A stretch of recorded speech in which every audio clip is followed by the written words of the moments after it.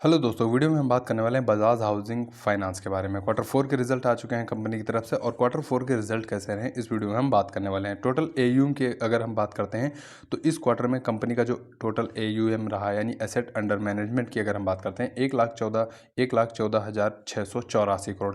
Yearly growth की अगर हम बात करते हैं तो 26% की एयूएम में टोटल ग्रोथ हमें देखने को मिली है। उसके बाद पिछले साल के देखते हैं यानी फाइनेंशियल ईयर 24 के टोटल एयूएम की बात करते हैं तो 91,370 करोड़ जो है वहाँ पे एयूएम टोटल हमें कंपनी का देखने को मिला था। अब उसके बाद चलते हैं, जैसे कि बजाज हाउसिंग फाइनेंस आपको पता है ये फाइनेंसिंग कंपनी है, तो फाइनेंसिंग कंपनी या बैंक के लिए सबसे बड़ी जो कोर अर्निंग होती है वो होती है नेट इंटरेस्ट इनकम के थ्रू। तो अगर नेट इंटरेस्ट इनकम बात करते हैं तो 823 करोड़ की कंपनी ने इस क्वार्टर में नेट इंटरेस्ट इनकम जो है वो की है। प्रीवियस क्वार्टर से अगर कंपेयर करते हैं यानी साल दर साल बेस पे तो 31% की ग्रोथ हमें यहाँ पे देखने को मिली है। अगर पूरे साल में हम जाएंगे तो साल 2024 यानी फाइनेंशियल ईयर की अगर हम बात करते हैं तो 2,510 करोड़ की इनकी टोटल नेट इंटरेस्ट इनकम हुई थी FY 25 में 24 में सॉरी। अब 25 की अगर हम बात करते हैं तो 3,007 करोड़ की इनकी टोटल अर्निंग हुई है FY 25 में। 20% की ग्रोथ हमें यहाँ पे देखने को मिली है। उसके बाद प्रॉफिट की अगर हम बात करते हैं तो इस क्वार्टर में कंपनी का प्रॉफिट